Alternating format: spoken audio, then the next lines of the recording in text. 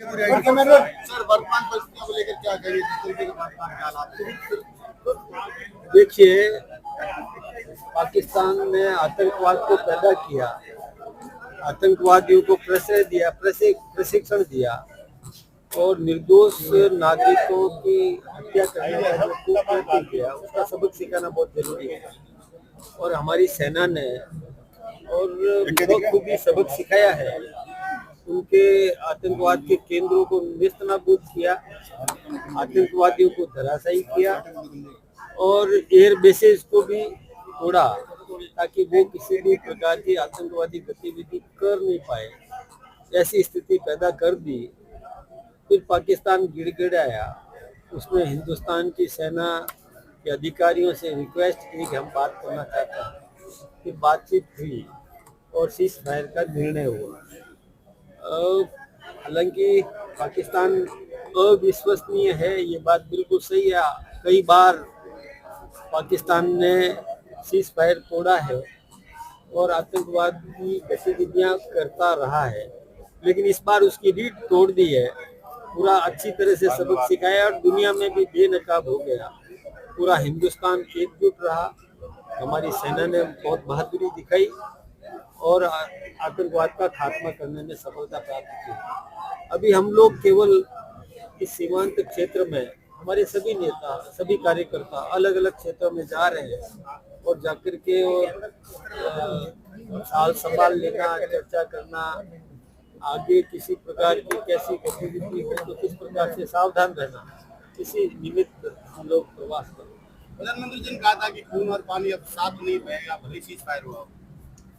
मतलब ये है कि जो पानी रोका हमने, वो 10% तो हमने उपयोग में लेना शुरू कर दिया, रोक दिया है।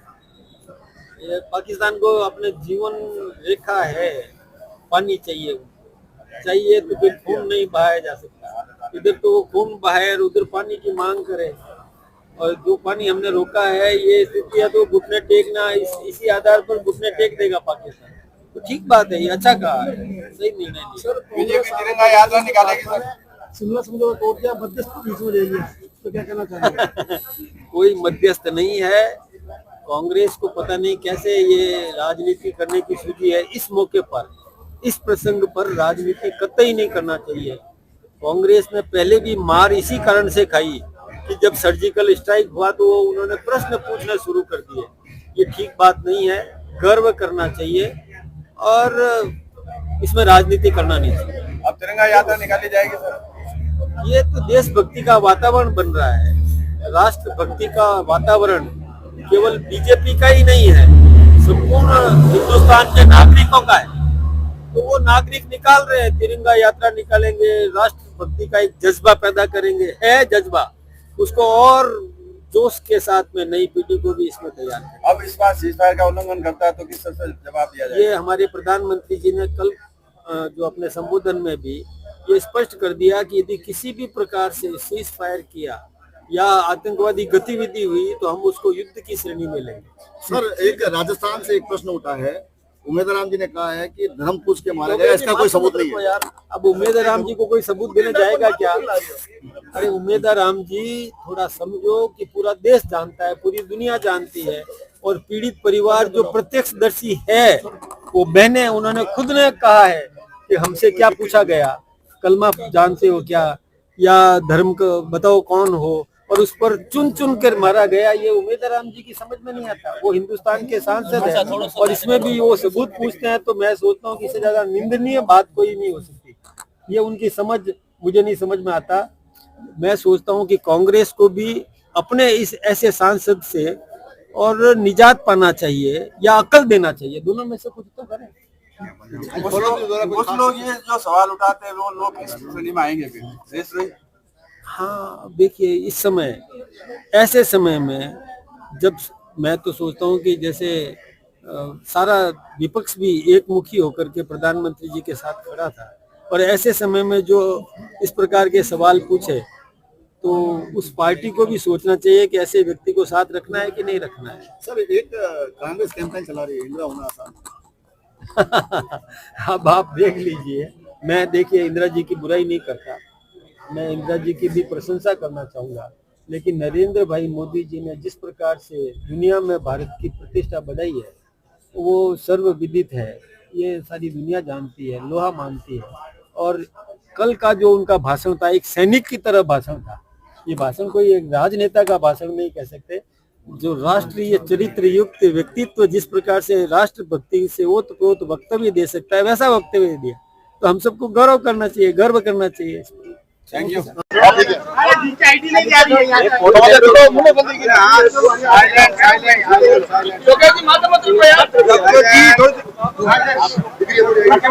सर वर्तमान परिस्थितियों को लेकर क्या कहिए, जिस तरीके से पाकिस्तान के हालात हैं? देखिए, पाकिस्तान ने आतंकवाद को पैदा किया, आतंकवादियों को प्रश्रय दिया, प्रशिक्षण दिया और निर्दोष नागरिकों की हत्या करने का जो कुकृत्य किया उसका सबक सिखाना बहुत जरूरी था। और हमारी सेना ने और बखूबी सबक सिखाया है, उनके आतंकवाद के केंद्रों को नेस्तनाबूद किया, आतंकवादियों को धराशायी किया और एयर बेसेस को भी तोड़ा ताकि वो किसी भी प्रकार की आतंकवादी गतिविधि कर नहीं पाए, ऐसी स्थिति पैदा कर दी। फिर पाकिस्तान गिड़गिड़ाया, उसने हिंदुस्तान की सेना के अधिकारियों से रिक्वेस्ट की कि हम बात करना चाहते हैं। फिर बातचीत हुई और सीज फायर का निर्णय हुआ। हालांकि पाकिस्तान अविश्वसनीय है, ये बात बिल्कुल सही है।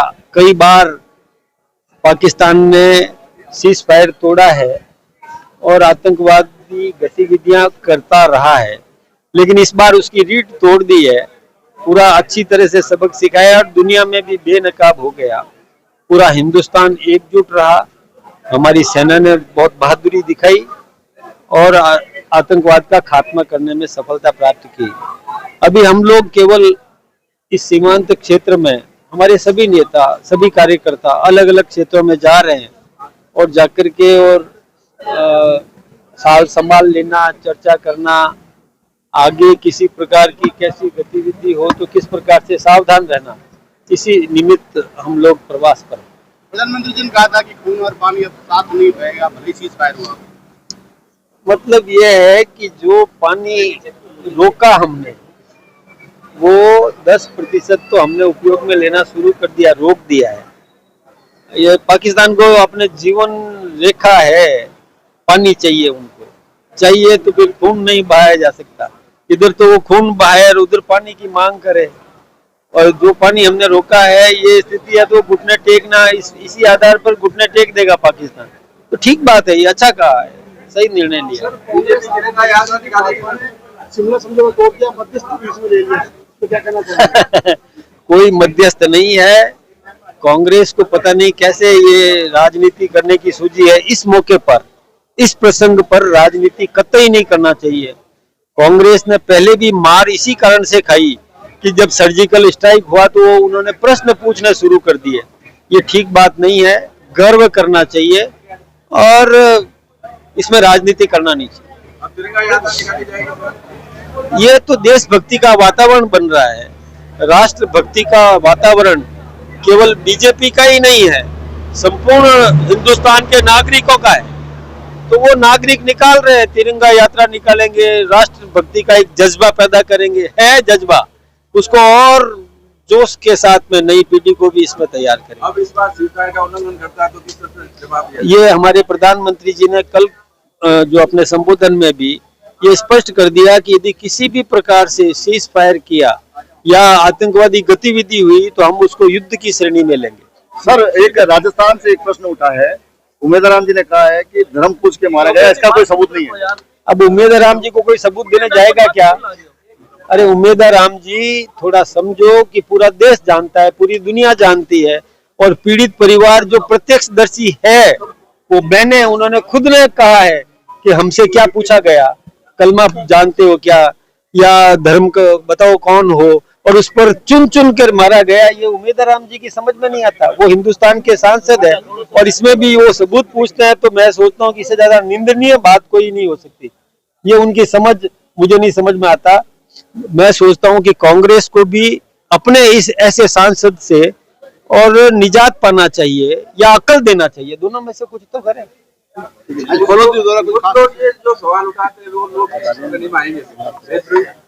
हाँ देखिए, इस समय ऐसे समय में जब मैं तो सोचता हूँ कि जैसे सारा विपक्ष भी एक मुखी होकर के प्रधानमंत्री जी के साथ खड़ा था, और ऐसे समय में जो इस प्रकार के सवाल पूछे तो उस पार्टी को भी सोचना चाहिए कि ऐसे व्यक्ति को साथ रखना है कि नहीं रखना है। सर एक कांग्रेस कैंपेन चला रही है इंदिरा होना आसान अब आप देख लीजिए, मैं देखिए इंदिरा जी की बुराई नहीं करता, मैं इंदिरा जी की भी प्रशंसा करना चाहूंगा, लेकिन नरेंद्र भाई मोदी जी ने जिस प्रकार से दुनिया में भारत की प्रतिष्ठा बढ़ाई है वो सर्वविदित है, ये सारी दुनिया जानती है, लोहा मानती है। और कल का जो उनका भाषण था एक सैनिक की तरह भाषण था, ये भाषण कोई एक राजनेता का भाषण नहीं कह सकते। जो राष्ट्रीय चरित्र युक्त व्यक्तित्व जिस प्रकार से राष्ट्रभक्ति से ओतप्रोत वक्तव्य दे सकता है वैसा वक्तव्य दिया, तो हम सबको गौरव करना चाहिए, गर्व करना चाहिए इस पर। ठीक सर। मुकेश जी भारत माता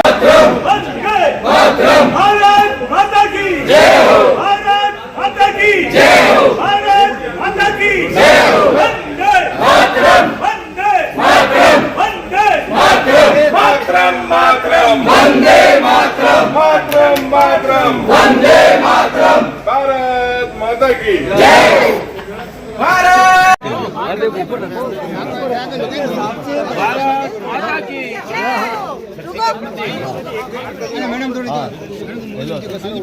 मंजू जी हाँ